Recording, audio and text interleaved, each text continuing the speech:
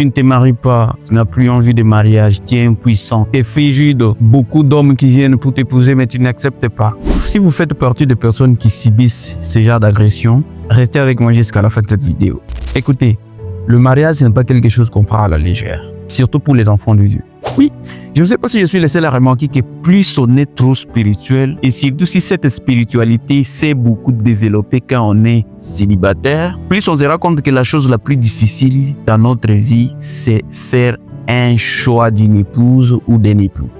Oui, ceux qui ne sont pas chrétiens ou chrétiennes trouvent ça facile de trouver une femme, épouser du coup, parce que je vous dis que quand on est chrétien, surtout quand vous êtes assis dans la parole, vous connaissez les bons principes d'une bonne épouse qui est bien enseignée. C'est vraiment compliqué à faire un choix. Pourquoi? Il y a beaucoup de filles, mais trouver une femme, c'est très compliqué. Tout comme du côté sœur, il y a beaucoup de garçons, mais trouver un homme bien, c'est très compliqué. Parce que vous pouvez trouver un frère, il fait son choix, il tombe sur une sœur, il la propose pour entrer avec elle dans la fréquentation. Vous trouverez que cette sœur-là complique. Du côté aussi sœur, c'est la même chose. Elle peut être là, elle souhaite que cet homme-là puisse lui apporter. L'homme aussi n'aime pas la sœur. Donc, les choses seulement zigzag, ce n'est pas vraiment facile. Voyez?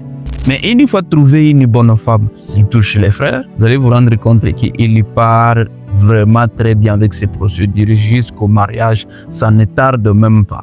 Tout comme la sœur. Une fois trouvé un bon frère selon ses critères, ça ne va toujours pas tarder. Donc, pour vous les chrétiens ou les chrétiennes, je vous encourage vraiment de tenir bon. Accrochez-vous à vos critères. Surtout le premier critère qui est, vraiment n'oubliez pas, l'homme ou la femme qui a le Saint-Esprit. Si vous trouvez d'abord ça, ça va vraiment être très parfait. Alors ne soyez pas découragés quand on vous dit les histoires patati patata, tu n'aimes pas qu'on t'épouse, tu n'aimes pas te marier et tout ça, tout ça.